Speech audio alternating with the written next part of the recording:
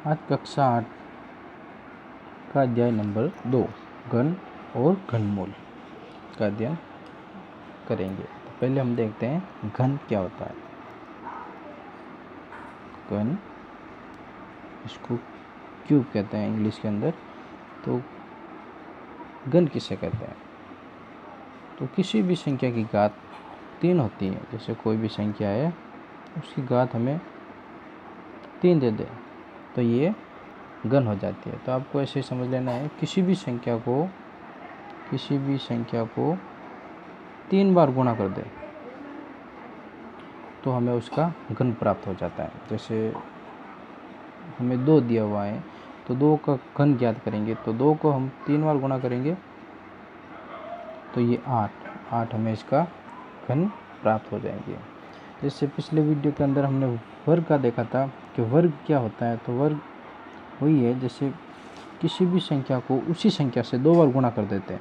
जैसे कोई संख्या a दी हुई है, उसको हम उसी संख्या से गुणा कर देंगे तो हमें उसका वर्ग प्राप्त हो जाता है। उसी तरह घन और वर्ग का प्रोसेस मतलब सेम है। जैसे घन में क्या है, घन में किसी भी संख्या को उसी संख्या से 3 बार गुणा करना होता है। जैसे हमें दे दे कि यदि आपको 3 का घन निकालना है तो 3 की घात 3 करेंगे तो 3 को 3 बार गुणा करेंगे। 3 इंटू 3 कितने हो जाएंगे? 27। अब आपको ये इससे दे दे 1/3 का घन ज्ञात करना है तो इसका भी सेम होगा। 1/3 को 1/3 इंटू 1/3 तो इसका उत्तर हो जाएगा 1/27। यदि हमें दे दे 2/3 का घन करना है तो वही प्रोसेस है। 2 की घात 3, 3 की घात 3, ये हो जाएगा 8/27। जब किसी संख्या को उसी संख्या से 3 बार गुणा किया जाता है तो उसका हमें घन प्राप्त हो जाता है। तो हमें 1 से लेकर 10 तक तो हमें घन याद होने चाहिए। जैसे हम देखते हैं,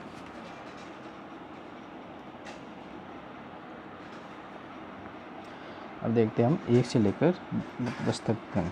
1 का घन कितना? 1, 2 का घन, 2 को 3 बार गुणा करेंगे 8, 3 का घन 27, 4 का घन 64, 5 का घन 125, 6 का घन 216, 7 का घन 343, 8 का घन 512, 9 का घन 729 और 10 का घन 1000। ये संख्या 1 से लेकर या 10 तक के मतलब सभी संख्याओं के घन है। जब हमें 1 से लेकर 10 संख्याओं के घन हो जाएंगे मतलब याद होंगे तो हम उससे अगली वाली संख्याओं का भी घन आसानी से निकाल सकते हैं। अब देखेंगे अगली वाली संख्याओं का घन हम कैसे निकालते हैं। पहले हम देखेंगे 1 से लेकर 10 तक जो भी घन है इसके अंदर सम संख्या भी है और विषम संख्या भी है। जब सम संख्या होगी तो उसका घन भी सम संख्या होगा। मतलब यहाँ पर जो जैसे सम संख्या है, यहाँ 2 है तो इसका घन भी एक सम संख्या ही आएगा। 8 एक सम संख्या है, आपने पढ़ा था सम और विषम के बारे में, आप जानते होंगे। ये 0 2 4 6 8 ये सम संख्या होती है। 1 3 5 7 9 ये विषम संख्या होती है। और जो संख्या विषम होगी उसका घन भी हमें विषम संख्या ही प्राप्त होगा।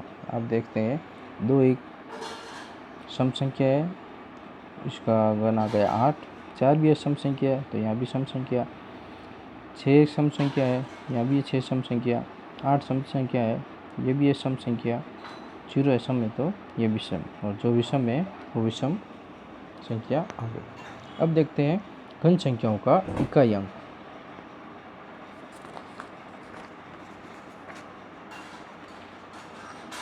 घन संख्याओं का इकाई अंक।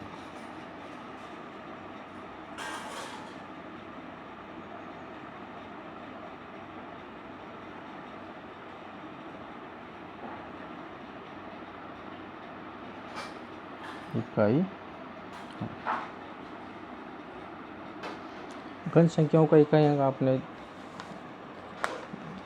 देखना। जैसे एक घन संख्या है, इसका इकाई अंक कौन सा होगा? 1। जैसे यहाँ पर देखते हैं 3 एक घन संख्या है, इसका इकाई अंक होगा ये इकाई अंक 7। और 4 एक घन संख्या है, इसका इकाई होगा ये 4। 5 एक घन संख्या है, इसका इकाई होगा 5।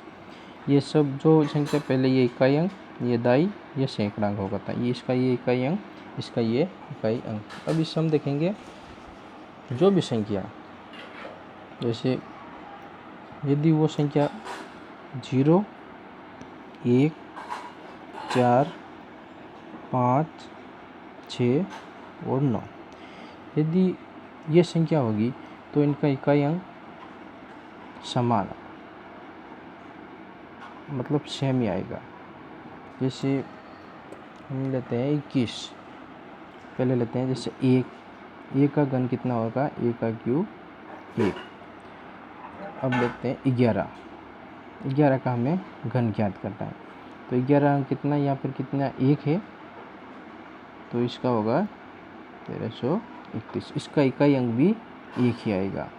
अब आप देखते हैं जैसे 4 का क्यूब कितना है 64, तो इकाई अंक इसका भी सेम आ गया।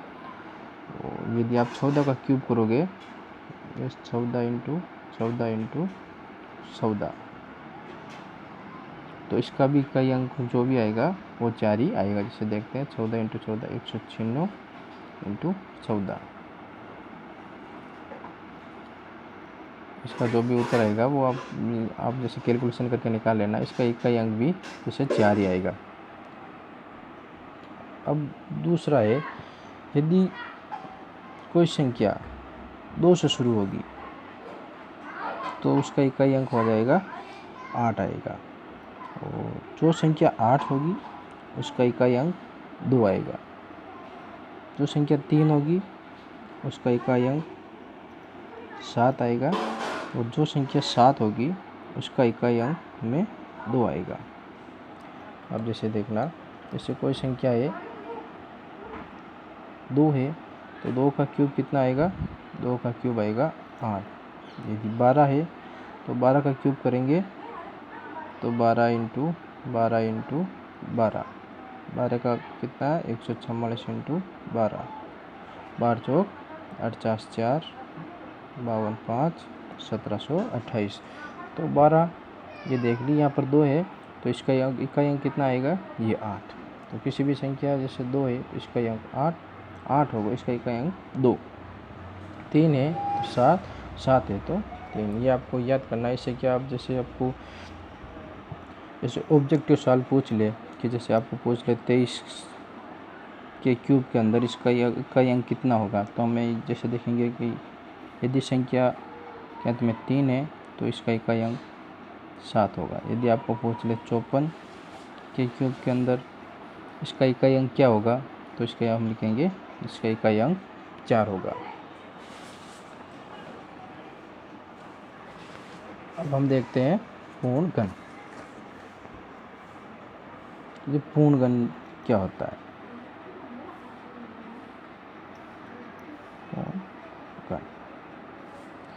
ये पूर्ण घन को समझने पे, जैसे समझने के लिए हम इसका एक उदाहरण लेते हैं। जैसे ए ले लिया, 125 है, तो हमें जैसे दे दे कि 125 एक पूर्ण घन संख्या है या नहीं है, आप देख के बताओ। तो इसको पहले हम इसका अभाज्य गुणनखंड करेंगे। 125 इसका अभाज्य गुणन करेंगे, ऐसे 2 का भाग नहीं जाएगा, 3 का नहीं जाएगा, इसमें सीधा 5 का भाग जाता है। 5 का भाग 25 बार, ये 5 का भाग 5 बार, ये 5 का भाग 1 बार। तो 125 का अभाज्य गुणन कितना आ गया, 5 इंटू 5 इंटू 5। तो ये संख्या आ गई, ये 5 एक संख्या है, इसको अब इसमें 3 बार गुणन किया, तो ये 5 का क्यूब, मतलब 5 को 3 बार गुणा किया तो इसका 125 आ गया। तो 125 एक पूर्ण संख्या है।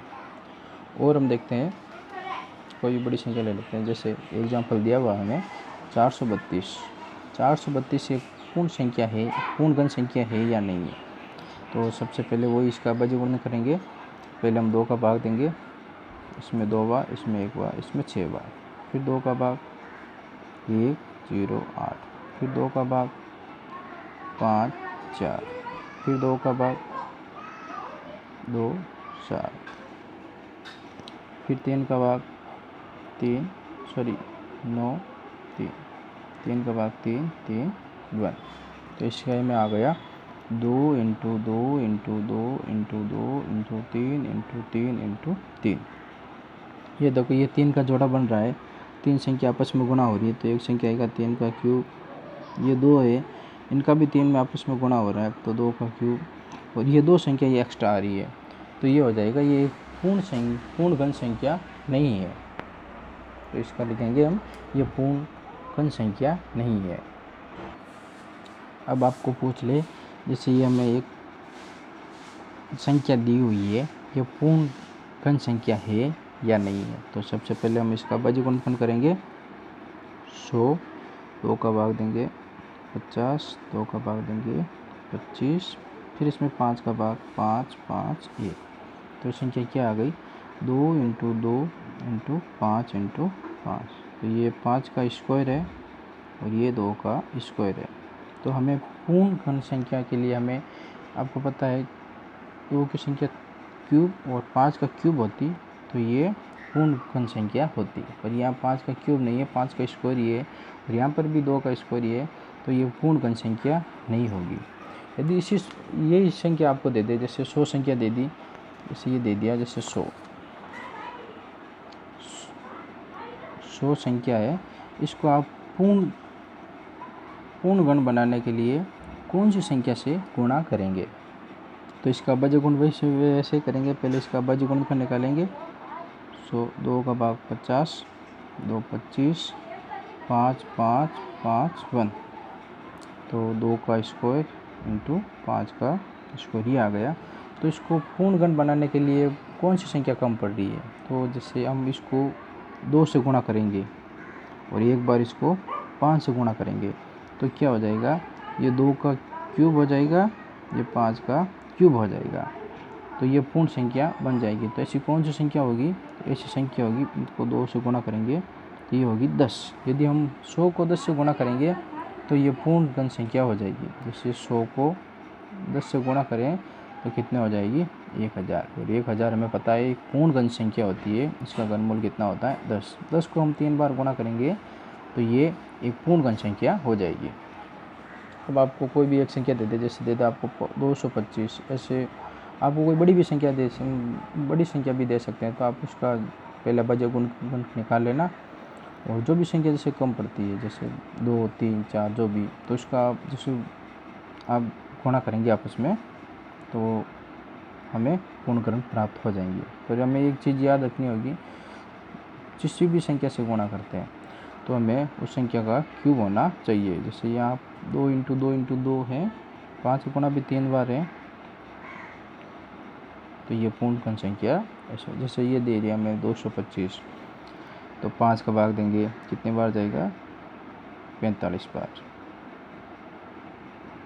4 25, 5 25 सही है। फिर इसमें 5 का भाग और देंगे, ये 9 बार, फिर 3 का भाग 3 बार, 3 ये। अब ये भी एक पूर्ण घन संख्या नहीं है, पूर्ण घन नहीं है।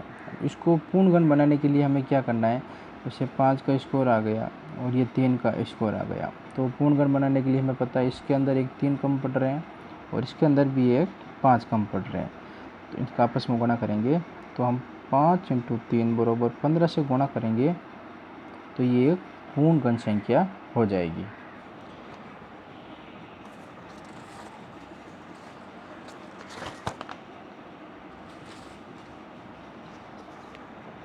अब हम देखेंगे इसकी प्रश्नावली के सवाल कौन से हैं। ये जैसे पहला सवाल दिया हुआ है आपको, निम्नलिखित में से कौन सी संख्याएं पूर्ण घन नहीं है। तो पूर्ण घन पहले हम निकालेंगे 512, इसका हम अभाज्य गुणनफल करेंगे, पहले 2 का भाग देंगे, कितने बार जाएगा, 2, 5, 6, फिर 2 का भाग 1, 2, 8, फिर 2 का भाग 6, 4, फिर 2 का भाग 3, 2, फिर 2 का भाग 2, फिर 2 का भाग 8, फिर 2 का भाग 4, फिर 2 का भाग 2, 2 का भाग 1। तो अब इसके अंदर देखते हैं हम 3 संख्याओं के जोड़े बनाएंगे। तो ये 3 संख्याओं का एक बन गया, ये 2 का क्यूब, ये भी एक 3 संख्याओं का बन गया, ये भी 2 का क्यूब, और ये भी एक 3 संख्याओं का बन गया, 2 का क्यूब। तो हम लिखेंगे ये पूर्ण घन संख्याएं हैं और इसका उत्तर और घनमूल पूछ ले तो ये होगा 8। जब 8 को हम 3 बार गुणा करेंगे तो हमें ये संख्या प्राप्त हो जाएगी। दूसरा सवाल है 243 पूर्ण घन है या नहीं है। तो इसका भी हम ऐसे निकालेंगे 243 अभाज्य गुणनखंड करेंगे। इसका 2 का भाग इसके अंदर नहीं जाएगा, 3 का भाग भी नहीं जाता है, तो इसका भाग जाएगा 7 बार। 7 का भाग देंगे, 7 का भाग भी नहीं जाएगा इसके अंदर। इसका अभाज्य गुणनखंड करेंगे तो पहले हम देखेंगे इसके अंदर मतलब कौन सी संख्या का भाग जाता है। 2 का भाग जाएगा नहीं, क्योंकि यहाँ पर एक विषम संख्या है। तो इसके अंदर 3 का भाग जाएगा या नहीं जाएगा। तो हमें पता है किसी भी संख्या के अंदर यदि 3 का भाग जाता है, यदि उनका जैसे इस संख्या का पूरा योग करेंगे, अंकों का योग करेंगे, इनके अंकों के अंदर 3 का भाग जाएगा तो उसी के अंदर 3 का भाग जाएगा। 3 4 7 और 9 के अंदर 3 का भाग जाता है तो इसके अंदर 3 का भाग जाएगा। 3 का भाग कितने बार, 8 3 24 1 3 3। फिर इसके अंदर भी 3 का भाग जाएगा 2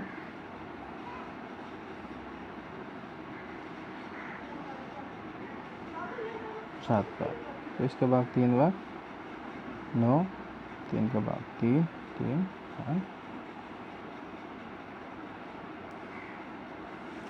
तो अब ये देखेंगे पूर्ण घन है या नहीं है। तो हम 3 3 के जोड़े बनाएंगे। ये 3 का जोड़ा बना दिया, इसके अंदर एक कम पड़ रहा है, जैसे 3 इसके अंदर नहीं आ रहा तो 3 का क्यूब और 3 का स्क्वायर। तो ये पूर्ण घन संख्या नहीं होगी। पूर्ण घन के लिए हमें पता है यहाँ एक 3 की आवश्यकता होती है। यदि हम इसको 3 से गुणा कर देंगे तो ये पूर्ण घन संख्या बन जाएगी। अगली संख्या दी हुई है हमें 1000।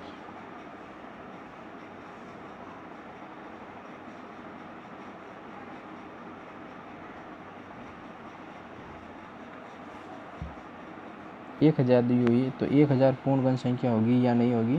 तो 1000 एक पूर्ण घन संख्या है, क्योंकि जैसे 10 को हम 3 बार गुणा करेंगे तो हमें 1000 प्राप्त हो जाएंगे। तो ये एक पूर्ण घन संख्या है। अगली संख्या दी हुई है हमें 100। तो 100 एक पूर्ण घन संख्या नहीं है, ये हमने इसी एग्जाम्पल के अंदर देख लिया था। और एक जैसे लास्ट संख्या दी हुई है 2700। तो 2700 पूर्ण घन संख्या है या नहीं है। तो 2700 पूर्ण घन संख्या नहीं है। इसके अंदर हमको इसका अभाज्य गुणनखंड करेंगे तो 3 इंटू 3 इंटू 3 10 इंटू 10।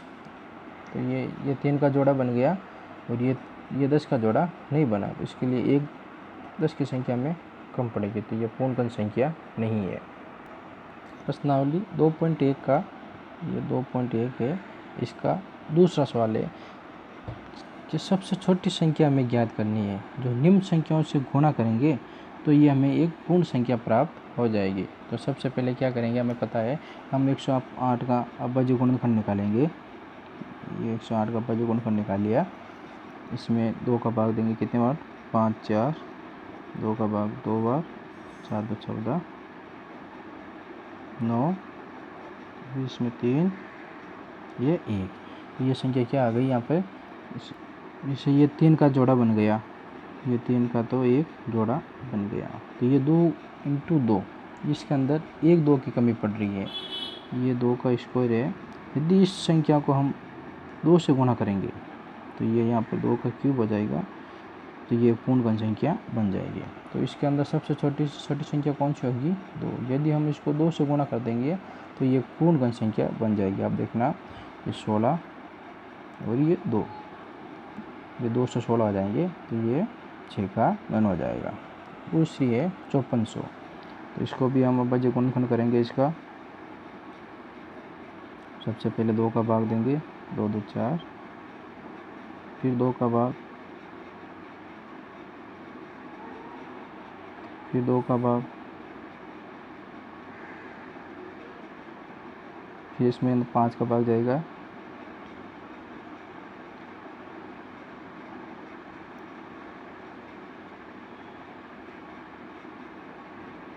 फिर 5 का भाग, फिर 3 का भाग 9, फिर 3 का भाग 3, 3, 1। ये हो गया। इसके अंदर देखना, ये 3 का जोड़ा 1 बन गया, ये 2 का भी बन गया। ये 5 × 5 2 बार आ गई। यदि इसको हम एक बार 5 से गुणा कर देंगे तो ये एक पूर्ण घन संख्या बन जाएगी। तो इसके अंदर कौन सी होगी? यदि इसको 5 से गुणा करेंगे तो ये पूर्ण घन संख्या बन जाएगी। फिर ये आ गई, इसको भी हम अभाज्य गुणनखंड निकालेंगे। 1 0 5 8 4। सबसे पहले हम 2 का भाग देंगे, ये फिर 2 का भाग, फिर 2 का भाग,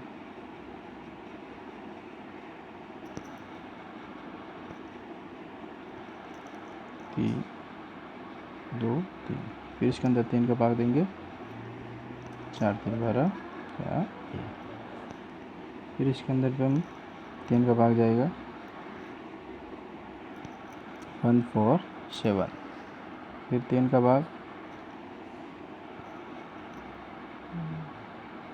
4 3 12 29 27। फिर 7 का भाग, 7 बार 7 1। तो इसके अंदर देखेंगे, ये 2 का बन गया, ये 3 का बन गया, तो ये 7 का नहीं बन रहा है। यदि इसको हम 7 से एक बार गुणा करेंगे तो ये पूर्ण घन संख्या हो जाएगी। 2 का क्यूब, 3 का क्यूब और 7 को एक बार से गुणा कर देंगे तो यहाँ ये हम 7 का एक क्यूब भी हो जाएगा। तो ये पूर्ण घन संख्या बन जाएगी। अब तीसरा सवाल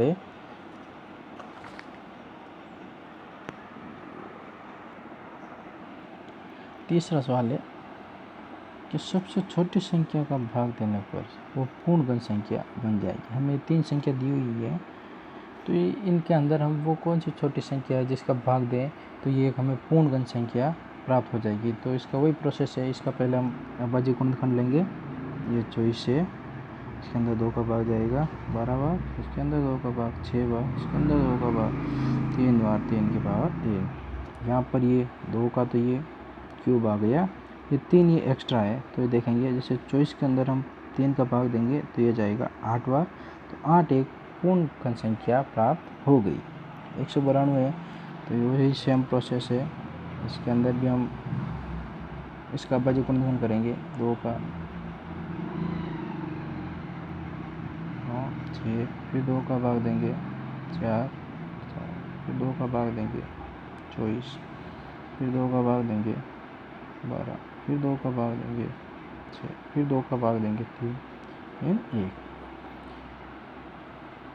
ये 2 का 1 बन गया, ये भी एक 2 का ये बन गया, तो ये यहाँ पर भी ये 3 ये एक्स्ट्रा आ रहा है। तो इसके अंदर भी हम 3 का भाग दे देंगे तो हमें एक पूर्ण घन संख्या प्राप्त हो जाएगी। इसके अंदर भी हम 3 का भाग दे देंगे तो हमें एक पूर्ण घन संख्या प्राप्त हो जाएगी। तीसरा सवाल है 135। इसका भी पहले हम अभाज्य गुणनखंड निकालेंगे। 5 का भाग जाएगा 2 7 बार, फिर 3 का भाग जाएगा 9 बार, फिर 3 का भाग जाएगा 3 बार, फिर 3 का भाग जाएगा 1 बार। यहाँ पर ये 3 का तो एक क्यूब बन रहा है, ये 5 का क्यूब नहीं बन रहा है, तो यहाँ पर भी ये 5 एक्स्ट्रा है। इसके अंदर हम 5 का भाग दे देंगे तो ये भी हमें एक पूर्ण घन संख्या प्राप्त हो जाएगी। तो चौथा सवाल है, रेहान एक साबुन फैक्ट्री में काम करता है, वो घनाकार साबुन को जमा कर घन बनाकर खेल रहा है। तो बताइए, यदि 216 साबुन जमाने हो तो बनाने वाले घन की पहली पंक्ति में कितने साबुन होंगे। रेहान ऐसे घनाकार है, वैसे घनाकार साबुन बनाकर ऐसे खेल रहा है। यदि उसके पास 216 साबुन है, 216 साबुन है, तो वो ऐसे कितनी पंक्ति में कितने साबुन बनाएगा, या इस पंक्ति में कितने साबुन बनाएगा। तो हम जानते हैं, ये चौथा सवाल है, हम जानते हैं कि जैसे वो घन की आकृति बना रहा है, तो हम जानते हैं घन क्या होता है। घन वही है, ये घन है जिसकी लंबाई, चौड़ाई और ऊंचाई समान होती है। तो इसके पास 216 है, तो 216 को ऐसी मतलब इसी पंक्ति में जमाएगा कि इधर भी सेम साबुन होंगे और चौड़ाई भी सेम साबुन होगी और ऊंचाई भी सेम साबुन होगी।